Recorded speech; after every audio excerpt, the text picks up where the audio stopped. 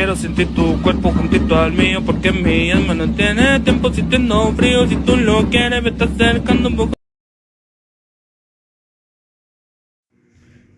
In this problem, let's consider a stereoprismatic beam with the following properties.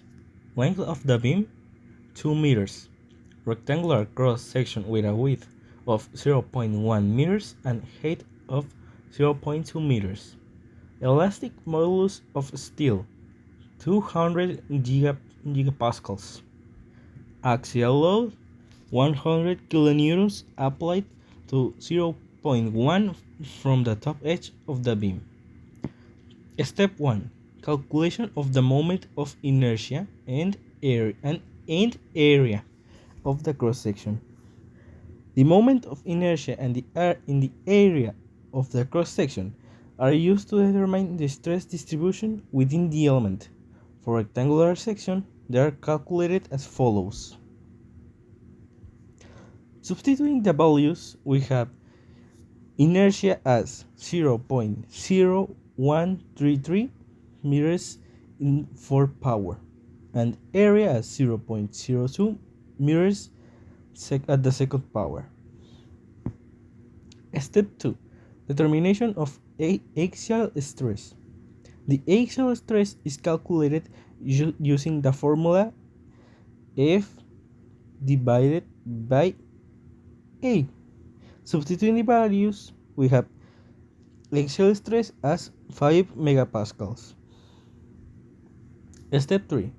Calculation of the bending moment due to eccentric load. The bending moment due to eccentric load is calculated as the product of the load and the distance from the center of the cross-section to the point of application of the load. So, the formula we see here, where E is the distance from the top edge of the beam to the point of application of the load. In this case, E is equal to 0.1 meters. M, we have the result of the bending moment, or M, as 10 kilonewtons by meter. Step 4. Calculation of maximum bending stress. The maximum bending stress is calculated using the flexural stress formula, as we see here. So, substituting the values, we have the result as 75,187 megapascals. And the final step, resultant stress. The resultant stress is the sum of the axial stress and the bending stress. So our result is 75,192 megapascals. In the next problem, we are going to solve a beam with a shape of a rectangle. The problem needs us to solve the maximum. First, in this case, we want to know the formula. The formula is M equal to the force multiplied for A over C. With that now, we can begin with the table of contents, with the table knowing we A, Y, and YA. Because X and XA, they're going to be in the middle of the piece, and we're basing our measurement in that. Knowing that X is 0 in both the rectangle and the semisphere, it's equal to XA is equal to 0 2, giving us 0. In this case, the area of the rectangle is 2.88 inches. And the area of the semicircle is minus 0.88. It's minus because we are going to subtract that area when we finish the total area. Now, y. Y is in the middle of the piece, knowing that if we have y in this rectangle is 0.6 the elevation, and in the semicircle is the middle of the radius, that is 0.318. Knowing y and knowing a, we can multiply them, knowing that 2.88 multiplied by 0.6 is equal to 1.728. And in the semicircle is minus 0.88, and 0.318, giving us minus 0.28. Now we need to add all the a's and all the y-a's to have the centroid. In A, it's equal to 2. In Y, is equal to 1.448. And we use the formula, the addition of all A Y's over all the additions of A, it's equal to 0.724 inches.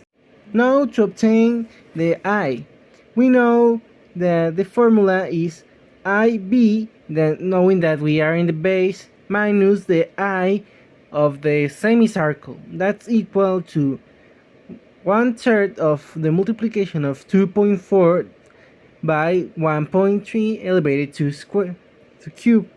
That's minus P over 8, that multiplied for 0.25 quarts. That's equal to 1.258 inches for. Now with the formula IB minus A area distance square, that we can substitute with the IB, it's equal to 1.258 inches for minus 2 inches multiplied for 0.724 inches square. That's equal to 0.29 inches square.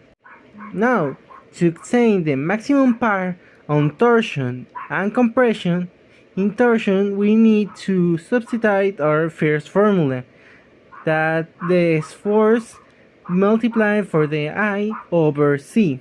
In this case, for torsion is 12 multiplied for 10 over 3, that multiply 0.29 inches for over the 1.2 minus 0.24. That why 1.2 minus 0.724? That because our base is in the torsion, the up part of the rectangle. That's our torsion. That's where the torsion is occurring. And our centroid is 0.724. In this case, the measurement of this piece is the 1.2. We want to know that piece, and we need to substitute and subtract that piece if we want to know the measurement in the torsion. Then the torsion is 5.27 kip by inches.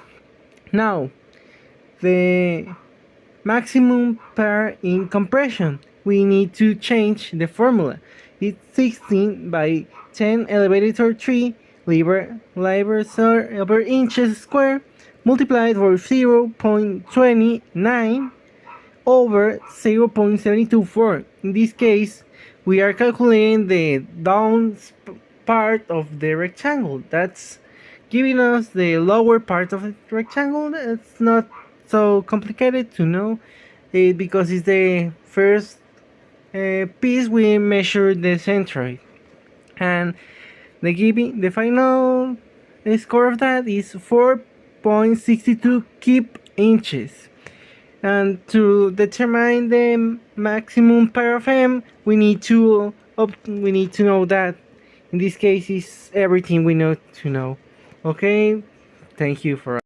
We have this example, and in this figure we have 4 different dimensions. In this problem we need to obtain the M. First, as we know, we have to obtain the area. In this problem we don't have the X, we only have Y and obviously the A. We need to do the summatory, and the result of the summatory is 130 millimeters. And after that we have to obtain the A, and we have to divide 1 by divided by 12 multiplied by 200 by 16 plus 10 multiplied by 200 28, and this is equal to 10 013 49 and 33 x 10 minus 6.